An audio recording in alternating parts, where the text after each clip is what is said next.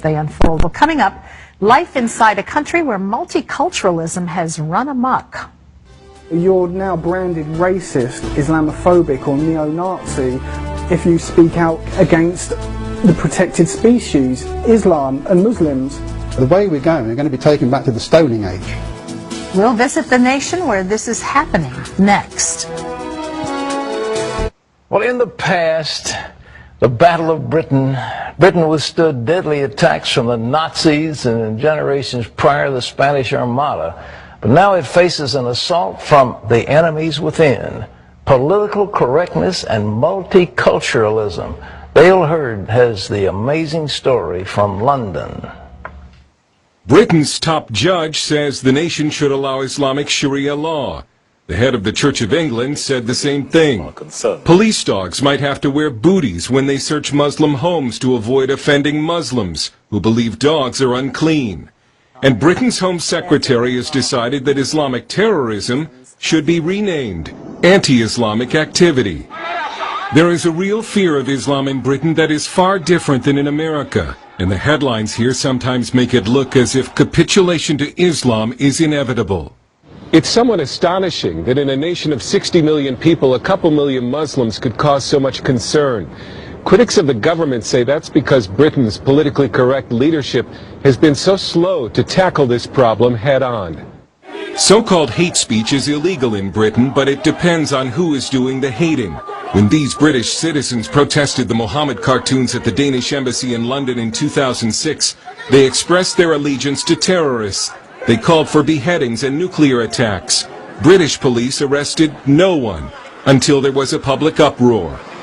Compare that to when a British news program exposed violent rhetoric in local mosques.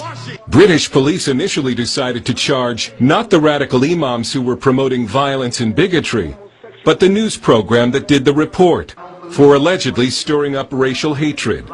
But the wake-up calls over political correctness have been getting more frequent and more horrific.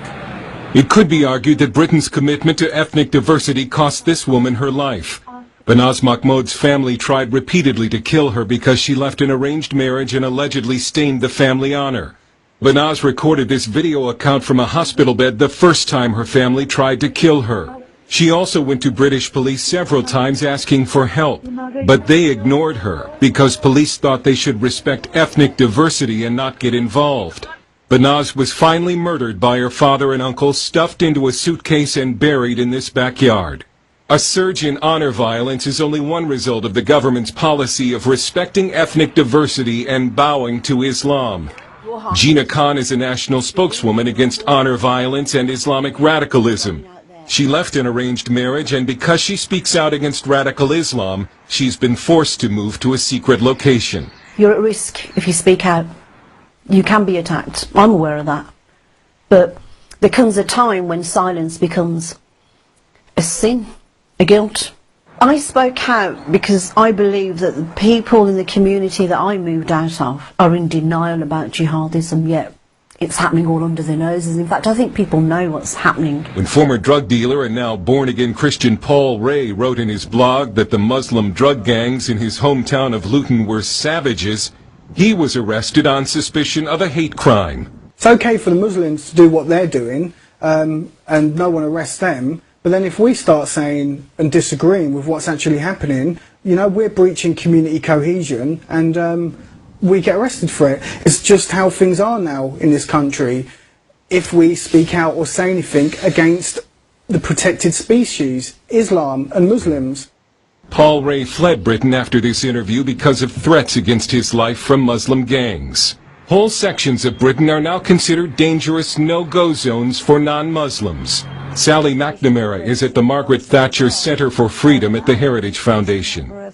When you have a government who is so hampered by political correctness that they're unwilling to assert national values of tolerance, of rule of law, of human rights and women's rights and that sort of thing, then you're creating mixed messages where you're saying the extremists can flourish. We have a hornet's nest of Islamic extremism in Britain, which we are trying to combat on a counter-terrorism and counter-radicalisation. Stephen Gash helps lead a grassroots group called SIO, Stop the Islamization of Europe, which has a chapter in Britain. They're discriminating against the majority people in Europe now in favour of the Islamists and Muslims.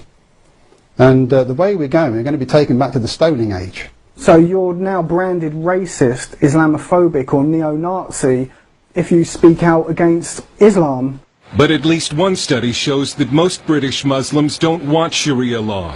A lot of Muslims came here to escape it, yet it might be foisted on them anyway by political leaders. Wherever there is this same sort of ideology and mindset, there's now more polygamy in our communities, there's more domestic violence in our communities, there's more forced marriages, and there are more honour killings now. It's clear that multiculturalism and political correctness have backfired badly. The hardcore Islamists have not been assimilated into society. But Britain's confidence in democracy and Christian civilization have been seriously weakened. Dale Hurd, CBN News, London. Thanks, Dale. Terry, that's so alarming, and it just grieves you because the British have such great traditions of freedom, and to see, actually, they were targeted. The Muslims targeted Britain. They literally wanted to take Britain over.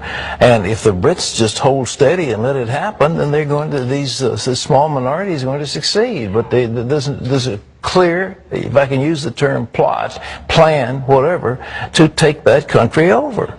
I think what's disturbing about it is you clearly can see what's happened. What you can't see is that there's any kind of a plan to counter that in place. When the British have lost their faith in Christianity, then they're wide open to anything to come in. And unless you're unavowedly Christian, you're going to be subject and submissive to so many things. But just think of all these Muslims who came to Britain to get away from Sharia, and now the Archbishop of Canterbury and others are saying, well, we might be having Sharia. Well, who in the world wants to have Sharia in a modern European country? But that's going to be forced on people. No, well, wake up!